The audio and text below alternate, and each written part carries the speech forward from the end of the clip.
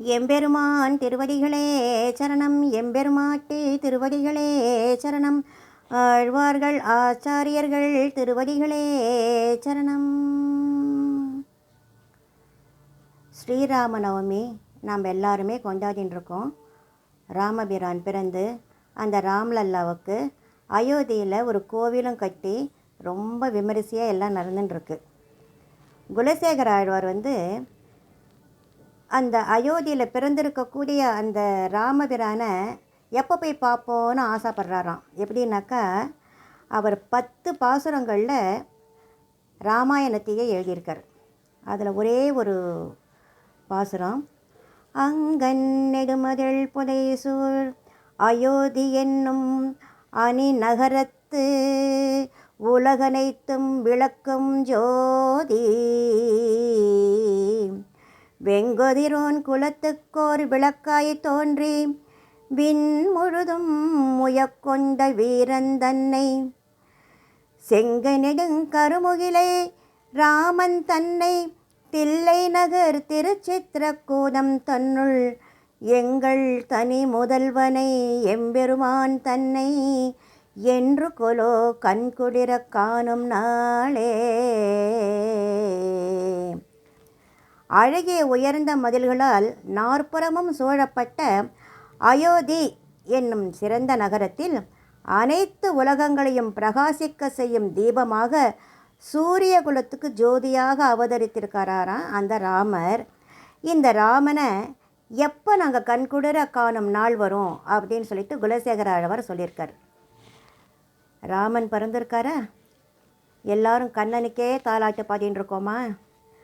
குலசேகர ஆழ்வார் ராமனுக்கு தாலாட்டு பாடியிருக்கார்.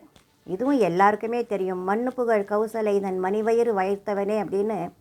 எல்லாராத்துலேயும் குழந்தை பிறந்ததுன்னா அந்த புண்ணியாவஜனத்தன்னைக்கு இந்த பாட்டு தான் எல்லாருமே பாடுவாள் இல்லையா? அவர் 10 பாசுரங்களை ராகவனுக்கு தாலாட்டு பாடியிருக்கார். அதுலேருந்து ஒரு 2 பாசுரம் மட்டும் இங்கே சொல்கிறதுக்கு ஆசைப்பட்றேன். ஆலினிலை பாலகனாய் அன்றுலகம் உண்டவனே, ஆலினிலை பாலகனாய் அன்றுலகம் உண்டவனே, வாலியை கொன்று அரசிளைய வானரத்து கழித்தவனே,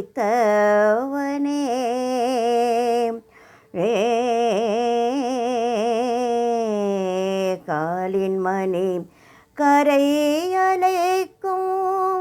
கணபுரத்தில் கருமணியே, காலின் மணி கரையலைக்கும் கணபுரத்தில் கருமணியே,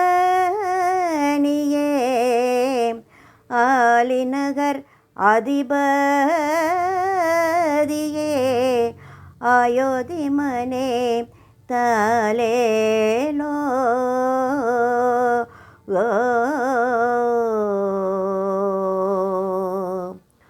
ஊழி காலத்தில் உலகத்தை உண்டு வயிற்றினில் அடக்கி ஆளிலை மேல் பாலகனாய் இருந்தவனே, வாலியை வதம் செய்து கிஷ்கிந்தைக்கு சுக்ரீவனை வேந்தனாக்கியவனே, காற்றானது அலையடித்து இரத்தினங்களை கரையிலே சேர்க்கும் திருக்கண்ணபுரத்தில் எழுந்தருளியுள்ள என் கரிய மாணிக்கம் போன்றவனே, திருவாலி திருநகரிக்கு தலைவனே, அயோத்தியின் மன்னனே, உன்னை தாளாட்டுகின்றேன். தேவரையும் அசுரரையும் திசைகளையும் படைத்தவனே, தேவரையும் அசுரரையும் திசைகளையும் படைத்தவனே, யாவரும் அடிவனங்க அரங்கநகர் துயின்றவனே, காவிரினல் நதி பாயும் கனபுரத்தில் கருமணியே காவிரி நல் நதி பாயும் கனபுரத்தில் கருமணியே ஏவறிவென் சிலைவலவாம் ராகவனே தாலேலோ.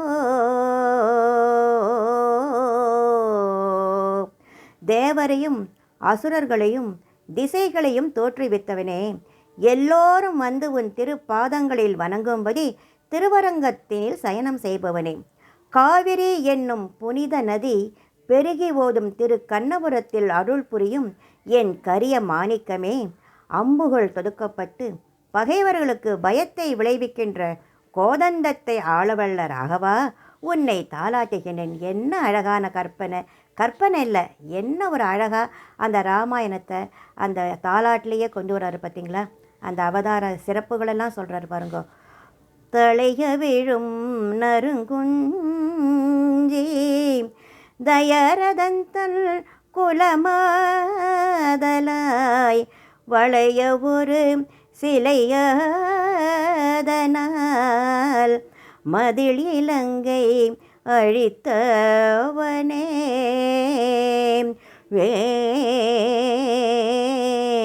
களை கழுநீர் மருங்கலரும் கனபுரத்தின் கருமணியே களை கழுநீர் மருங்கலரும் கனபுரத்தின் கருமணியே இளையவர்கட் அருளுடையாய் ராகவனே தாலேலோ. ஓ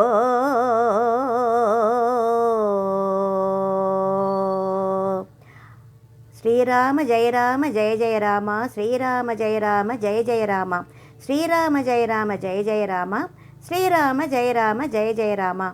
நம்ம 4000 திவ்ய பிரபந்த பாசுரங்களில் இல்லாத பொருள்களே கிடையாது, இல்லாத கருத்துகளே கிடையாது. பாடல்கள் அனைத்தும் நம்ம பாசுரங்களையே அடங்கியிருக்கு. அதனால தான் இந்த தடவை பிரபந்த பாசுரங்களையே நான் எடுத்துட்டேன். ராமா ராமா ராமா ராமா.